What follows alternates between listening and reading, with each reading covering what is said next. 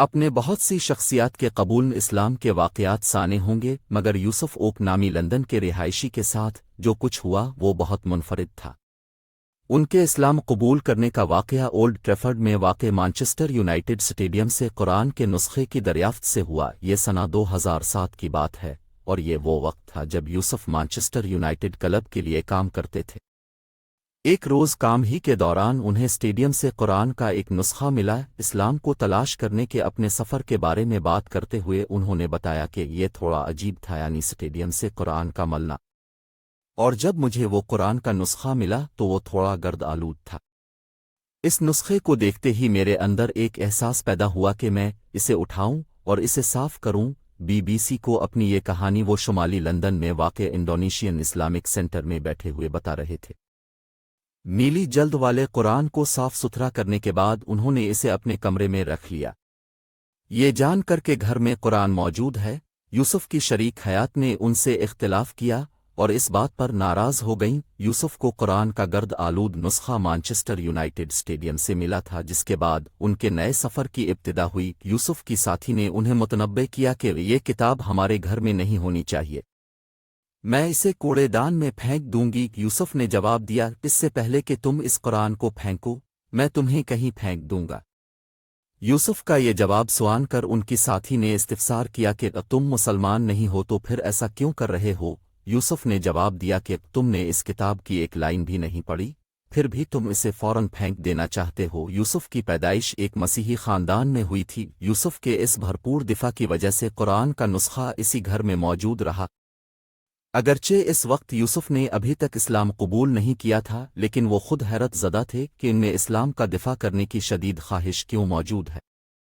انہوں نے اسے فطرت کی طرف واپس آنے کی خواہش کے طور پر بیان کیا ہے، اور انہیں اپنے اندر چھپی اس خواہش کا احساس اس وقت بھی ہوا جب وہ اور ان کے دوست اسپین کے ایک سیاحتی مقام پر چھٹیاں گزار رہے تھے۔ وہ سیاحتی مقام ایسے نوجوانوں میں کافی مقبول ہے جو پارٹی کرنے اور شراب پینے میں وقت گزارنا چاہتے ہوں۔ وہ اور ان کے دوست ایڈن نامی نائٹ کلب کی طرف جا رہے تھے۔ اس نائٹ کلب کا تعمیری نقشہ کسی مسجد سے بہت ملتا جلتا تھا، جس پر سنہری گنبد اور مینار بھی تھے۔ یوسف کے مطابق نائٹ کلب کے سامنے پہنچ کر ایک بار پھر ایک عجیب سا احساس ان کے اندر پیدا ہوا، اور اسی احساس کے تحت وہ کلب میں داخل نہیں ہونا چاہتے تھے۔ جب یوسف نے اپنے دوستوں کو بتایا کہ میں آج رات کلب نہیں جاؤں گا تو وہ غصہ ہو گئے۔ ایک دوست نے کہا کہ تم تو مسلمان نہیں ہو تو پھر تم اس جگہ کیوں نہیں جانا چاہتے؟ اس موقع پر سخت جملوں کا تبادلہ ہوا اور بالآخر یوسف نائٹ کلب میں داخل نہیں ہوئے اور اپنی رالی۔ بقول یوسف ان دو واقعات کے بعد ان کی اسلام قبول کرنے کی خواہش روز بروز بڑھتی گئی، لیکن ساتھ ہی وہ اس بات کو بھی یقینی بنانا چاہتے تھے کہ ان کا یہ فیصلہ مکمل طور پر درست اور صحیح ہو۔ چنانچہ انہوں نے ایسے بہت سے افراد سے رابطہ کیا جنہوں نے اپنا مذہب چھوڑ کر اسلام قبول کیا تھا۔ انہوں نے مذہب اسلام کے علماء سے بھی رابطہ کیا اور سوالات پوچھے۔ ان کا اسلام قبول کرنے کا فیصلہ اس وقت اور بھی پختہ ہو گیا جب وہ ایک ایسے مسلمان سے ملے جو اسلام کے بارے میں ان کے سوالات کا تسلی بخش جواب دے سکتے تھے، جیسا کہ اللہ اور پیغمبر اسلام کے حوالے سے وضاحت۔ اور جب انہیں اسلام کے بارے میں مختلف سوالات کے جوابات ملے تو وہ اسلام قبول کرنے کے اپنے فیصلے کے حوالے سے پراعتماد ہوئے۔ اور پھر وہ موقع آیا جب یوسف نے اپنے گھر کے قریب واقع ایک مسجد کی انتظامیہ سے رابطہ کیا اور کلمہ پڑھ لیا۔ یہیں سے یوسف کی ظاہری اور باطنی شخصیت کی مسلمان ہونے کی طرف منتقلی شروع کی، جس کی شروعات ایسی عادتوں کو ترک کرنے سے ہوئی جو اسلام میں جائز نہیں۔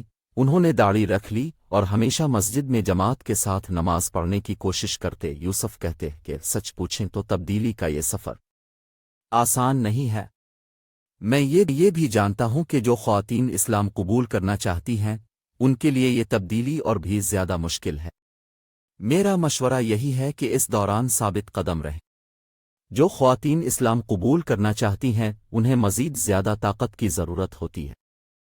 اس کے علاوہ اسلام قبول کرنے میں ان کی مدد سٹیپس ٹو اللہ نامی گروپ نے بھی کی۔ یہ گروپ دیگر چیزوں کے علاوہ ایسے برطانوی شہریوں کی مدد کرنے کی کوششوں پر توجہ مرکوز کرتا ہے جو اسلام قبول کرنے کا فیصلہ کرتے ہیں۔